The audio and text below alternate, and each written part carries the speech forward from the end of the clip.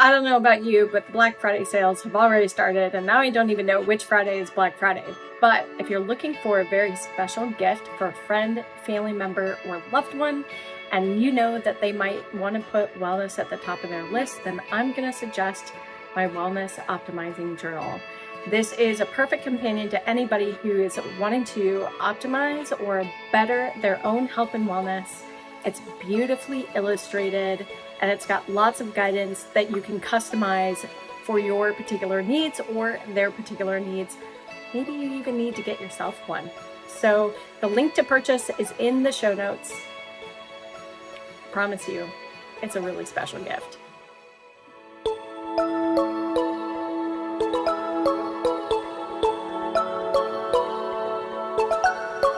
Welcome to the Wildly Optimized Wellness Podcast. I am your host, Terea Rodriguez, and I'm joined by the lovely co-host, Evie Takis. Both of us are functional diagnostic nutrition practitioners, and we love working with women from all over the world through our virtual programs, helping women not only feel better, but actually achieve that vibrant, no-holds-barred version of themselves they've been missing for a long time. And how we actually get there? Well, that is what this show is all about. Now, please keep in mind that this podcast is created for educational purposes only and should never be used as a replacement for medical diagnosis or treatment. And if you like what you hear today, we would love for you to hit that follow button, leave a review in Apple Podcast, share with your friends, and keep coming back for more. Let's start today's adventure, shall we?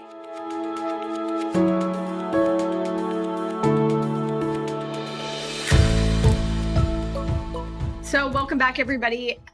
Today is probably going to be about one of my favorite topics of all time, and that is chocolate. And we know that the holidays are here, or at least they're coming up at us very rapidly. And a lot of times chocolate is gifted as a gift, and we will reach for the sugar for various different reasons. And we also wanted to just kind of give you guys some deeper information in terms of why chocolate can be an absolute superfood and benefit your health, and how can you choose better chocolate and not reach for the big conglomerate Nestle's of the world. So yes, let's talk about some chocolate, shall we? Let's do it. I'm excited. When you brought up this topic, I was like, this is genius. Such good timing. Everyone likes chocolate, or at least gifts it, or, has some story to it, especially this time of year. I have a whole new appreciation of chocolate after visiting you, which that was like mind blowing to learn all the things about it. So I'm excited that you get to now share this with the listeners. Yeah, this will be a lot of fun. Let's tackle kind of the health benefits, right? Because we know chocolate typically is prepared as a candy, and that's usually how people consume chocolate. And so because of the sugar, it can get demonized, I guess, in a way of like, hey, that's not really good for you. And it's not the chocolate or the cacao, it's the sugar that's not really good for us. So, in terms of eating chocolate on a regular basis, I typically don't recommend it unless you are eating something that is a much higher percentage of cacao. And thankfully, we've gotten to a point in our marketing and packaging where you can see, for the most part, you can see the percentage of cacao. So that's a takeaway right there. Is like, if you are buying chocolate, make sure that there's a printing of the percentage of cacao, because at least that's one clue that you're getting better chocolate. But there's other health benefits to chocolate, right? Mm-hmm. Yeah. The one that I always think about with myself, and I'll talk to clients about, is the magnesium content in cacao, right? So magnesium is a really important mineral that most people are not getting enough of. It's Definitely rich in not. our soil. And because of the way agriculture has changed and how we're just like pushing food out so quickly, and the soil health has changed and declined over the years, we're just not getting as much magnesium naturally through our food. And so you can boost that with supplements, which I do recommend and think can be great. I take myself, but you can also get it in what I call yummier ways, which is going to be through cacao. So that's right. cacao powder, I don't know, a big popular one that people have most likely seen is I think it's like Nativas or Navitas or something like that. I forget the brand name, but it's a Yeah. bag of it and you can buy it at most health food stores. And it'll say like there's 3 times more magnesium than whatever. Like cacao is really high in that. And so I always think of that of like, I'm loading up on some minerals that I'm deficient in. So I love it for that benefit. And then I also want to share a little bit of how I use that later on for different parts of my cycle. But the Yeah. Let's first thing talk I about think of that too. immediately is the magnesium content. Magnesium. Yeah. Yeah. Yeah. Which for people who don't know, magnesium is really beneficial for multiple things. It's very calming to the central nervous system. It can help with GI issues. So if you're having, maybe constipation or diarrhea or like a lot of gas or bloating or pain or cramping, magnesium can help. There's different forms of magnesium, which, I tend to personally gravitate more towards glycinate. I know citrate can be very helpful for GI stuff, but you're going to want to find the one that works better for you. But again, good for nervous system, bringing your body down, bringing yourself into parasympathetic. The cramping, the bloating, the stomach issues, bowel issues, that can be beneficial. And then Yep. tied to that, I also look at that in the benefit of your hormonal cycle. So if you are experiencing PMS, magnesium can be really beneficial, especially if it's like headaches or cramping or just kind of like uncomfortable abdomen pain. Magnesium is a great thing. And most women who are going to be going through PMS are already craving some sort of chocolate, right? And so Yeah. and is it really a surprise? Like if you think about it in that way, if your body is craving chocolate, you're really craving magnesium. And so it's like, let's give yourself more of that magnesium, and you can do it in a yummy form of using cacao, in a chocolate bar, or doing cacao powder, which I actually make. I call it my period hot chocolate. So make a hot chocolate Love with it. cacao powder when I'm on Yeah. my period. And that kind of is like serving the chocolate craving, but then also serving like PMS. Let's get this under control. Let's give my body what it needs. Yeah. I mean, cacao itself is called food of the gods. And there's a reason why, because there's a lot of different compounds and micronutrients that are in chocolate or cacao. Chocolate technically is the term for the end product of what we've made with the cacao bean. But there's lots of different polyphenols in cacao. There's lots of different minerals like magnesium, like what you were talking about. And then there are other compounds. Some of them are stimulant like compounds. Most notably, it's the theobromine. So a lot of people will avoid chocolate because they are afraid of the caffeine content. And I'm using finger quotes for those who can't see me right now. Um, there is some caffeine in chocolate, but the primary stimulant is a compound called theobromine. And theobromine is a vasodilator, so it can help with the headaches. That's what's really helping with any kind of headache. So oftentimes I will reach for a dark piece of chocolate when I feel a headache coming on, and that will get me some magnesium and electrolytes, because electrolytes are really key for headaches, as well as it's that vasodilator. So this is why, what was the over-the-counter migraine medicine with the caffeine, the major caffeine in it? I can't Excedrin. remember. Excedrin, exactly. Yeah. So, and that's why, right? Is because caffeine and those kinds of stimulants are vasodilators, and that's why it had the caffeine in it. So anyway, um, cacao can be amazing for our health in that way. It's really, the downsides are the sugar that it gets associated with, and almost always it's made into a sweet thing. Which cacao You itself is not really sweet, right? Isn't it more bitter? it it kind of depends on what stage you're tasting it in, right?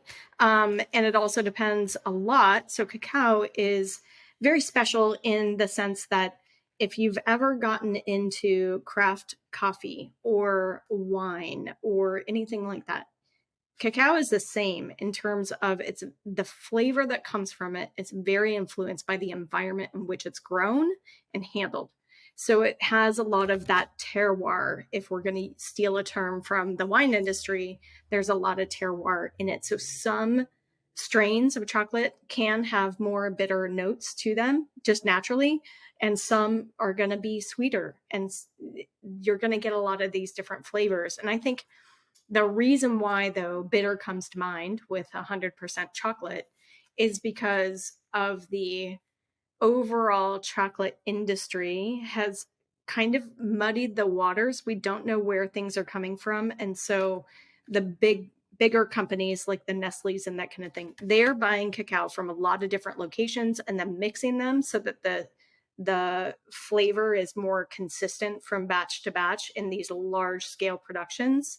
And therefore we're losing kind of track of where that stuff is coming from. And that flavor profile usually is fairly bitter at the straight up cacao bean. And so that's why, as a confectioner, primarily, Nestle's going to be a confectioner, they're just going to cut that with a bunch of sugar, right? And so that's how it ends up being that way. So the byproducts of that industry are selling baking chocolate or cacao powder, which has all the bitter notes. So that's typically what people think of when we say like 100% chocolate. They're thinking like baker's chocolate, and it's bitter as all bitter, and it tastes pretty nasty, to be quite honest. Yeah. Yeah. Yeah. Okay. But something that I've learned is this whole world of craft chocolate, and craft chocolate has people in it that are skilled enough with flavors and just knowing the craft of like how to roast it and how to treat the beans in a way that you can literally have 100% chocolate and it tastes sweet and smooth, and it's amazing. It's a whole different experience. That's what I brought some props. So yeah, so Yes. 100% chocolate, right? And that's through craft chocolate, which is a whole different ball of wax than talking about the Halloween candy that's sold 50% off the next day after Halloween's Yeah. over, right? Yeah. How did you Yeah. get into craft coffee or craft chocolate? Craft coffee has its own story. That's Yeah. another podcast episode. But craft chocolate. So, gosh, I'm trying to think of the time frame exactly when this was. This was right about the time that I was becoming an FDN. So about 10 years ago. There, my husband and I would visit these different farmers markets, and we found a farmers market in Palo Alto, California, and just adjacent to it was this little tiny hole in the wall called the chocolate garage. Literally, it was a garage converted by this wonderful woman. Her name is Sunita Deterrell, and she runs the chocolate garage. And she really just, I mean, she's a biochemist at heart, and was working on brain science actually. But she really fell in love with the world of cacao and craft chocolate. And so she was sharing this information and trying to educate people on what's the difference between craft chocolate and a larger name chocolate. And a lot of it had to do with just the industry as a commodity, right? Cacao is grown and then it's exported from these various different equatorial band countries. And a lot of times that leads to not paying people fair wages and leads to labor that includes actual slavery. And, there's a lot of middlemen in the process. So the people actually doing the work of growing the cacao, they get removed from that whole process. You don't really know who they are. And then it gets all sent to this huge distribution center, and then it gets sold as a commodity, basically. And so there were all these different things within the cacao industry that she was trying to educate people on. But at the same time, there's a whole bunch of people that really love cacao for what it is and the different kinds of flavor profiles that you can get from it. And so they've fallen in love with it. And now they spend their time developing their skills and learning about the different farmers and the regions and the environments in which these are grown to try and bring these flavors out as they work with the chocolate to make their bars or make their confections or whatever it is. So I learned a lot of my knowledge from Sunita through the chocolate garage, and eventually got to a place where I could volunteer for her and started teaching some of this myself. So that's kind of how I got into it. But you know me, I'm a biochemist. I totally geek out on this stuff.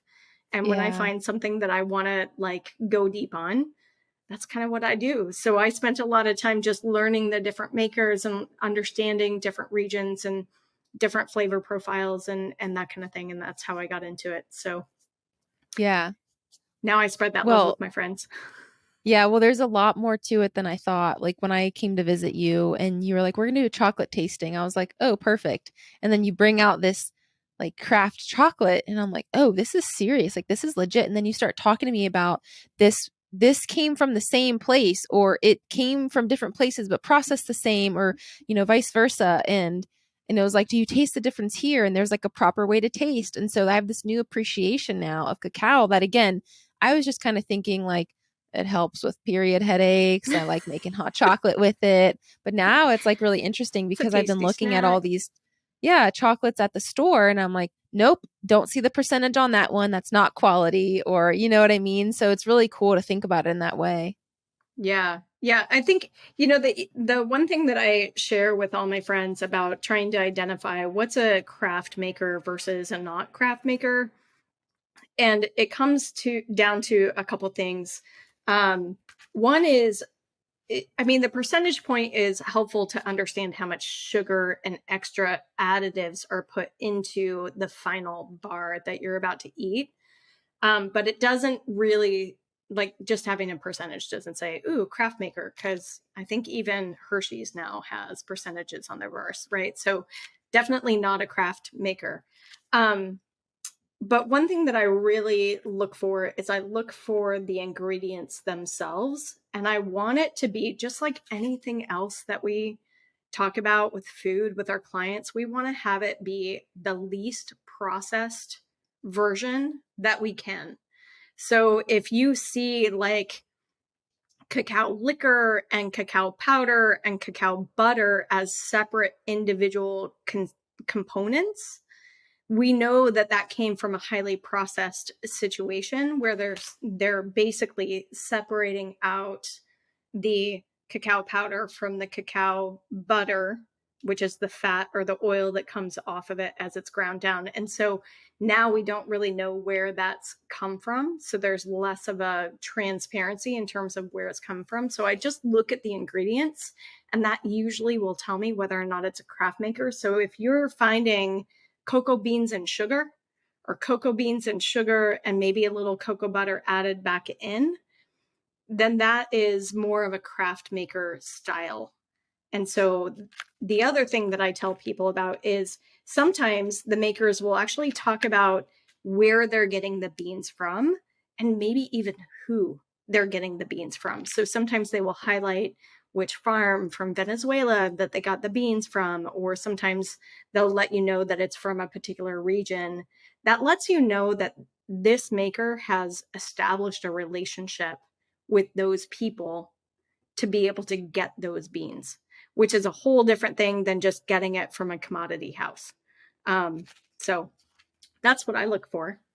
Yeah, so simple. You said, three main ingredients, right? Maybe it's like the cocoa beans, sugar, maybe cocoa butter added, but most of the time it's just like the cocoa beans and the sugar usually would be a Yeah, good usually place it's to start. sugar. Yeah. Mm-hmm. And at least, because when I came back, I visited you in Bend, Oregon. And when Yeah. I came back to Cincinnati, the first thing I did when I went to Whole Foods was like the chocolate aisle. And I was like, what do we have? And we didn't have a lot of craft chocolate there because I sent you a picture and it was a lot of like name brand stuff.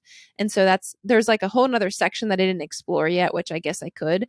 But so that's thing too is like, these things typically aren't going to be sold in regular stores or markets. Like they might be like the one-off thing that's there, but that is also the reality. So, although I did find out because we looked into it, there is a craft chocolate maker in Cincinnati, which is really cool. So I'm Yes. And I excited to check cannot that out with wait to you. go visit Yes, them. Yep. that'll be really cool. But what are some resources that you would have, or maybe names or brands that you could call out or kind of say, like, check this out. This is Yeah. going to be great no matter what, just so people who want to explore this know where to go. Yeah. Well, the first thing I would say is avoid getting your chocolate from the drugstore or from the major chain food stores like Safeway Yeah. and Samco and those kinds of things, um, because you're not going to find craft makers there. There are some craft makers, such as Dick Taylor, for example. Dick Taylor is a craft maker that's located in Arcata, California. That's way northern coast California, Really cool shop. If you guys ever make it through Arcata, California, go check them out. Really cool shop and really wonderful people, human beings. But Dick Taylor and their company, it's if I remember right, and you might need to fact check this, but I think it's two partners that have created Dick Taylor chocolate. But they've worked really, really hard to be able to scale craft chocolate without ruining the quality or the transparency and where they get their beans, but to be able to scale it to show up in places like Whole Foods. So the fact that you can find Dick Taylor chocolate in Whole Foods is a big deal from like the craft chocolate world. Because oftentimes when people scale, they need venture capital funding or they need additional funding, and then they end up getting bought out by big chocolate. And then, the quality starts to go downhill from there. So, I would start to seek out where else can they find it. So it used to be that there wasn't really a online retailer of a lot of different craft chocolate. There actually is now. There's one called Bar and Cocoa, and we'll put the link in the show notes. Bar and Cocoa, they're on the East Coast somewhere, but almost every maker that they put on there is a maker that I'm either familiar with or know their practices and know a lot about them. That's probably the first one that's made it available for a lot of people to be able to order the stuff online. But I would say, see if you can seek out these cute little shops in towns that are going to have craft chocolate and maybe something else. So for example, in Portland, Oregon, there's a place called The Meadow, and The Meadow has all these different salts and chocolates, and that's their shop. And it's a super cute shop, and it's a lot of fun to go in, because when you can go into a shop like that has a lot of craft makers, oftentimes they will allow you to taste some of the chocolates that are there so that you can get a sense of what you like and what you don't like. You can talk to them about the different makers, that kind of thing. That's why I really like going into a local shop if you can find it, but you kind of have to seek out craft chocolate and something else maybe. Yeah. So yeah, it's not the easiest thing to find. It's not like you just have a bunch of craft chocolate companies hanging out. Yeah. Well, and how did you know? Because I told you, oh, there's this place in Cincinnati. I feel like they're probably craft chocolate. How did you know that based on their website? What are things that you can read? Like, is it going to say we are a craft chocolate company? Like, is it where they source their beans from? Like, what are clues that someone could look for? Typically, they're going to be either telling stories about where they're getting their beans or highlighting farmers, Okay. or, estates where they're getting their beans from. You'll see that on some of the websites. You'll also notice that there's an attention to detail in terms of most craft makers that I've visited are very proud of their craft. It requires specialized equipment, specialized training. It takes a long time to really get all of the different steps, because if we look at the steps of cacao from the tree itself and the pod that grows on the tree to get into a bar, there's at least 15 or 16 steps, and I'm probably missing a couple steps in that Wow. whole process. And so to be able to fine tune your craft and be able to, at the end of it, have something that tastes really good, right? Because it's really easy to kind of mess it up. It's Mm-hmm. really easy.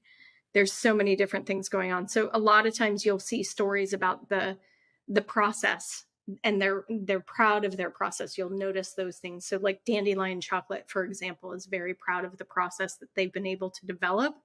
And they too have started to expand and get a little bit bigger. And instead of going into Whole Foods, they're actually expanding their production locations. So now they've got San Francisco, California, and they have a couple locations in Japan. And so they're expanding into other countries and experimenting with different kinds of beans. You will oftentimes see, so for example, this bar that I'm holding up is from a maker that is in Toronto, Canada. So a lot of times you're going to see makers that are going to be in lots of different places in the worldwide, I should say. They're in a lot of different places worldwide that cacao is not actually grown. So that means that if cacao comes from equatorial regions on our planet, that cacao, they have to get it from somebody. So if they're definitely telling you where it's coming from, you could look for an origin on the packaging. And if it's telling you the origin, then that's another way that you can figure this out. Like fruition, also East Coast, I think. New York, maybe. Okay. Yes, New York. Fruition is from New York. I love Fruition because these guys have figured out they've cracked the code on 100% cacao that tastes really, really good. Okay. And this one right here has origin Dominican Republic and Peru. So they're blending two different types of beans together to get the flavor profile. And the ingredients, organic cacao beans. The other thing to look for is batch numbers, because it's all going to be small batch stuff. This isn't going to be large scale production type stuff. Okay, that makes sense. Yeah. So, I mean, aside from bar and cacao, and looking for local shops, those are the kinds of things that I look for when I'm looking at different bars. I check the ingredients. Do they have batches? Do they have origins? Are they talking about the farmers or where they're getting cacao? What are they doing with this whole craft chocolate thing? Mm-hmm. No, I love that. That's really helpful information and something useful that someone can like take away and actually look at, right? Because Mm-hmm. I think that sometimes gets overwhelming of, okay, I know that this is probably better for me or better for, people and, economically or whatever, but I don't even know how to find it. So that's helpful Yeah. to know. Mm-hmm. Yeah. And there's once you get into it, there's a lot of different things. There's purest bars that are just going to be the cocoa beans and the sugar, or cocoa beans and cocoa butter and sugar. Both Dictator and Dandelion chocolate are known for having really smooth texture without using cocoa butter as an add-in. So that shines a light on their ability to do the production and like grind the cacao beans in a way to get that texture. So that's highlighting that they're not having to, well, cheat is a very hard word to use right Yeah. here. Like it's a little bit too harsh, but they're not using the addition of cocoa butter to get that smooth mouth feel. And so those are like straight up bars. And then there's what's called inclusion bars, and that's going to be where you're adding things into the bar itself. So puffed rice or salt or nuts or fruit. Even some people will say cacao nibs, which is the crunched up version of the bean in a smaller piece. Cacao nibs can be considered inclusion, even though it's still cacao. So that one's kind of on the fence, but those are inclusion bars. So that's when you're adding stuff into to get different flavors. Even vanilla being added in would be considered an inclusion. And then there's confections. That's going to be the like truffles and the bonbons and the caramels and the candies. And those are going to be confections. So you can play around a lot with these different types of craft chocolate to see what you like. And if you're trying to avoid sugar, then just look for the straight up bars that are higher percentage. 70% and higher is usually what I recommend for people. Okay. And if you're really focusing in on like blood sugar control, or perhaps you have diabetes and you need to really manage that, then I would say 80% or higher. And if you can develop a palate for 100%, then you're golden. Then there's no sugar in there at Yeah. all. Yeah. Cool. Nice. I Yeah. love that. I would love to give the 100% a try. Yes. We didn't try it when you were there. We did try 100%, but I want to actually buy it and have it at my house. I had a little bit that you had. I'm almost positive we had 100% together. Yeah. Yeah. But I have not bought one and like tried to finish a bar. So I guess one of the easiest ways to enjoy chocolate is doing exactly what you were talking about, Evie, is making your own chocolate drink by getting some cacao powder. How do you make Mhm. your hot chocolate, your period hot chocolate? How do you make that?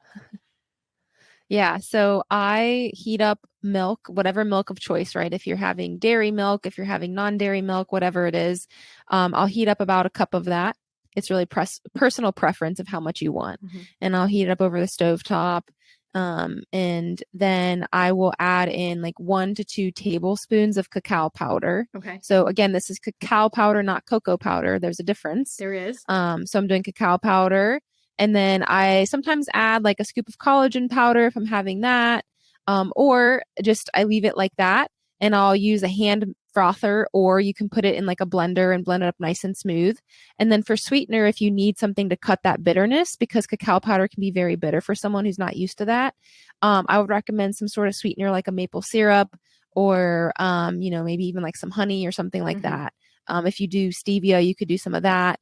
I've gotten to the point where I don't need sweetener, which is pretty cool. Because when I first tried it, I was like, oh, hell no, I need sweetener in this. It was too bitter. But I've gotten much more, I can take that bitterness now and I like it. So I don't use sweetener, but I was using maple syrup when I was making it. That's cool. So it's very simple. And again, blend it up. It's nice and smooth, and you can just sip on it and know that like you're getting that chocolate flavor, but you're also getting like a lot of the benefits of the cacao. Yeah. And I know we talked with Willis on a previous podcast episode, and he's got his Loving Fungi drinking chocolate, which is Guatemalan cacao powder. And then he's put in some spices to it, some cinnamon and cardamom and that kind of thing, as well as the functional mushrooms. I used to make a drink that I used to call Bulletproof cacao. This was back before the Bulletproof company was like doing a bunch of cease and desist for using Bulletproof coffee in cafes. So I haven't actually talked about this in a long time, but very, very simple idea is, taking the Bulletproof coffee concept, and in a blender, I would place a couple tablespoons, maybe 3 tablespoons. So almost a quarter cup of cacao nibs themselves. And I would dump in some ghee and maybe some whey protein or collagen protein, some kind of protein powder. I would put in there unflavored protein powder.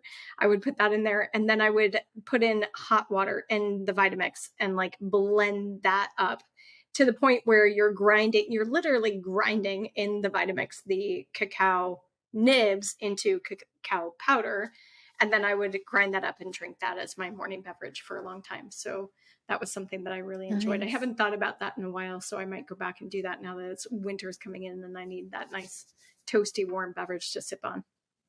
So yeah, I love it's a nice alternative to coffee. It gets you, if you're tired of coffee or tea. And again, we use the term functional when we were talking to Willis, but like it is a functional drink in that way, right? Like it's medicinal. Totally. I mean, I know people that there is a health space, in another city here in Ohio that the owner of that will hold cacao ceremonies. Like people, like this becomes ceremonial for people. Absolutely.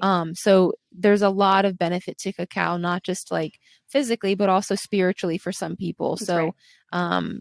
I don't know much about it, but I do know that exists. And so there's just so many really cool things that you can do with cacao. Yeah. And so I feel like now learning more about craft cacao and craft chocolate, that's like my next tier. And so I'm ready to explore that a little bit more. Get into the ceremonial cacao. I'm glad you brought that up, because for a long time, cacao has been it's been a very sacred food of lots of indigenous cultures. And so like Peru and the Aztecs,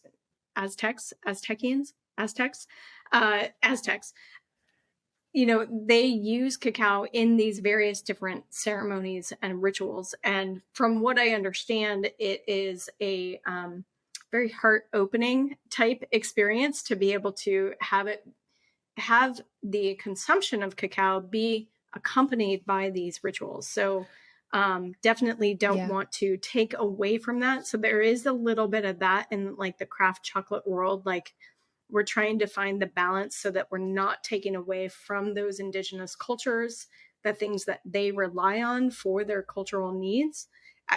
And at the same time, educate people on choosing better chocolate, because we all love it, but we don't need to like turn it into a commodity and have people be mistreated for it. So that's really kind of the take home message. So hopefully you guys have been inspired to continue your consumption of cacao just in a more healthy form and have a couple different options and ways to find stuff. And if you need help finding anything, or you find something and you want us to do it like a double check, like, hey, Evie, Treya, what do you think about this? Just send us a snapshot. We'd be happy to give you some feedback. Yeah. So Yeah, cool. definitely. And hopefully you get to enjoy chocolate in a different way this holiday season. That's right. I know I definitely will. Awesome. Okay.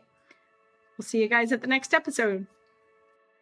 Hey everybody, Treya here. If you like what you heard today, then I'm inviting you to become a premium member over at the Optimized Wellness community, because membership gets you instant and exclusive access to the full-length versions of each of these conversations, both in video and audio format.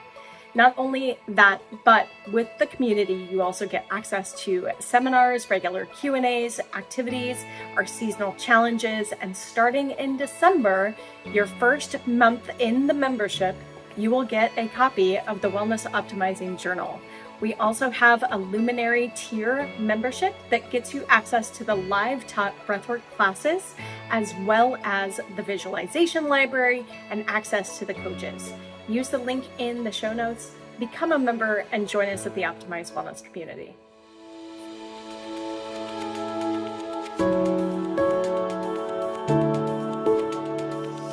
Hey, thanks for joining us for this episode of the Wildly Optimized Wellness podcast. If you are ready to dig deeper into your health, stop playing the whack-a-symptom game, start testing to get better guidance, you can find more about Treya at TreyaRodriguez.com, and you can find Evie at holisticallyrestored.com. Want a peek into what it's like to work with us? Come join us at our Optimized Wellness community. You can find the invitation link in the show notes below. And if you have a question for the show, you can submit your question under the podcast section of TreyaRodriguez.com. Finally, if you found something helpful in this episode, don't forget to leave a review, hit that follow button, or share it with a friend. They're going to love that you thought of them. Until next time, see you outside.